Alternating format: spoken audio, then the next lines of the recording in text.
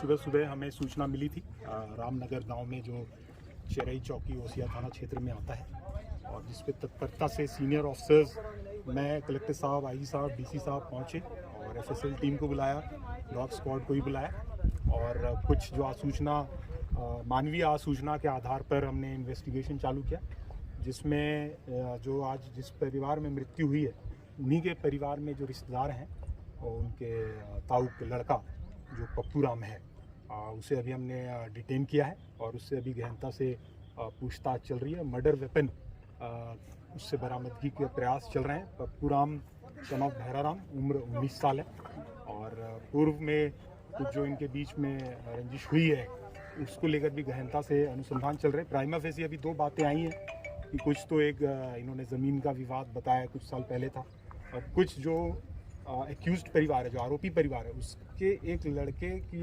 मृत्यु सूरत में हुई थी, इसको लेकर वहाँ पे अनुसंधान गुजरात पुलिस में जो चल रहा है उसकी भी हम लोग डिटेल लेंगे।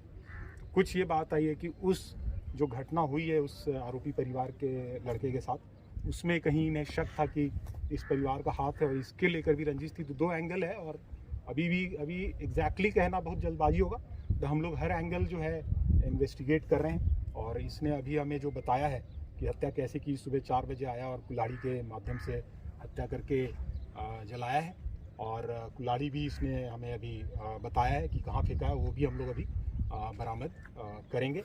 और इसमें सारे एंगल से अभी इन्वेस्टिगेशन ओपन है। ये एक प्राइमरी जो फाइंडिंग्स आई हैं वो अभी हम आपसे शेयर कर रहे हैं। इसमें अभी हम लोग टेक्निकल डिटेल भी लेंगे और हर तरह का डिटेल जो है करेंगे। मल्टीपल टीम्स हमने बनाई है, लगभग पूरे ज़िले के जो टॉप ऑफिसर्स हैं उनको हमने सुबह बुला लिया था।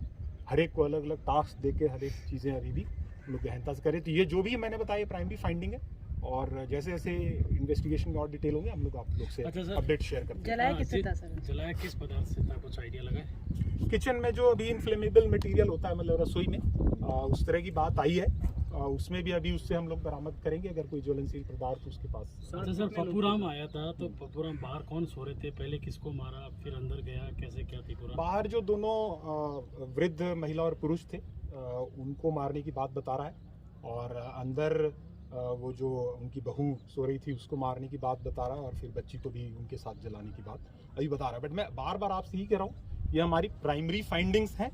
Detailed investigation, technical analysis, forensics report, postmortem report आने के बाद हम लोग अगर कोई स्टोरी में और अपडेट आएगा तो हम लोग आपसे शेयर करेंगे। ये पूरी घटना में एक ही शामिल है, पप्पू राम? अभी हमने एक को अरेस्ट किया और अभी हम कुछ इस पर कह नहीं सकते हैं।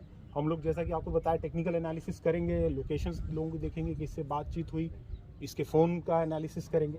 तो मैं बार बार यही कह रहा हूँ कि ये प्राइमरी फाइंडिंग है, और अभी जो हमने किया है उसका मैं आपको अपडेट दे रहा हूँ। पोस्टमार्टम को लेकर क्या है? पोस्टमार्टम मौके पर कलेक्टर साहब ने बोर्ड गठित करवा दिया था और मौके पर ही पोस्टमार्टम जारी है, और हमारी जो एक्सपर्ट टीम है वो लगी हुई है। एफएसएल भी बहुत ही गहनता से सीन का एनालिसिस कर रही है। आईजी साहब ने भी स्वयं अपने निर्देशन में एफएसएल टीम को भी गाइड किया है कि क्या इसमें और हम लोग एविडेंसेस ले सकते हैं।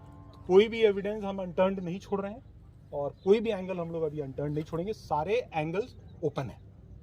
ठीक है सर। yes, why not? अच्छा सर, पूरे घटनाक्रम है, क्या लग रहा है, जमीनी विवाद है या? अभी जो प्रारंभिक जो इनपुट्स आया है उसमें ऐसा लग रहा है कि इनके बीच में ज़मीन को लेकर डिस्प्यूट चल रहा है। आपस में एक भाई है, उसके औलाद नहीं है, और ये जो आरोपी है इसके 4 भाई हैं। इसके जो चाचा के ताऊ के जो लड़के हैं वो 4 हैं। तो जिस भाई के औलाद नहीं है उसकी जो हिस्से की ज़मीन है, इसके बारे में अभी ये भी इनपुट्स आया है कि 4-5 साल पहले इस ज़मीन को बेचने को लेकर के इनके डिस्प्यूट हुआ था कि इस ज़मीन को आप नहीं बेच सकते, और जो मृतक परिवार है इसके ऊपर इनको संदेह था कि ये कभी भी उस ज़मीन को बेच सकते हैं, अपने नाम लगवा सकते हैं। इसको लेके इनके बीच में डिस्प्यूट्स हुआ, और वो ये भी आया कि सिविल सूट्स तक ये केस गया, बाद में इनके राजीनामा हुआ।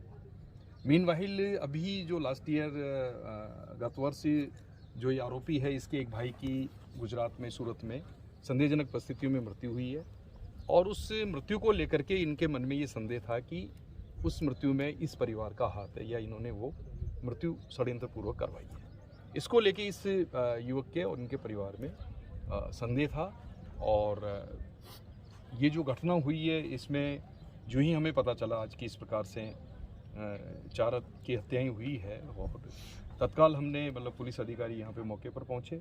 हमारी जो साइंटिफिक टीम है, FSL की टीम है, हमारी डॉग स्क्वाड है, सबको तत्काल यहाँ पे भेजा गया। हमारे SP साहब और चुनिंदा जो पुलिस ऑफिसर है वो तत्काल मौके पर पहुँचे, और हमने कड़ी से कड़ी जोड़ने का काम अभी हमारा चल रहा है। और ये केस बिल्कुल क्रिस्टल क्लियर है, पर्दाफाश हो गया है लगभग।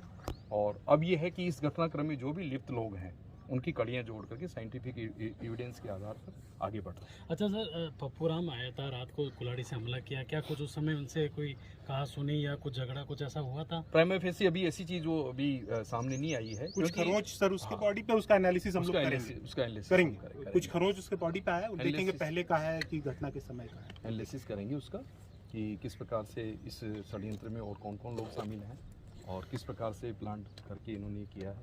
ये इन्वेस्टिगेशन का अभी मुद्दा है जो गहनता से चल रहा है। लेकिन मैं ये कहना चाहता हूँ कि पुलिस के पास जो ही इतला मिली, पुलिस ने हमारा जो रेस्पॉन्स टाइम है उसको क्विक से क्विक रेस्पॉन्स करते हुए वरिष्ठ अधिकारीगण मौके पे पहुँचे हैं।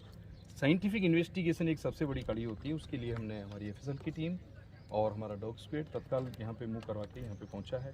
सभी हमारे चुनिंदा पुलिस ऑफिसर हैं जो कि इन्वेस्टिगेशन का अच्छा अनुभव रखते हैं, उनको सबको इसमें साथ में लगाया है।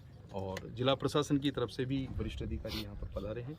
जिला कलेक्टर तत्काल यहाँ पे पहुँचे हैं और डिविजनल कमिश्नर साहब भी यहाँ पहुँचे हैं।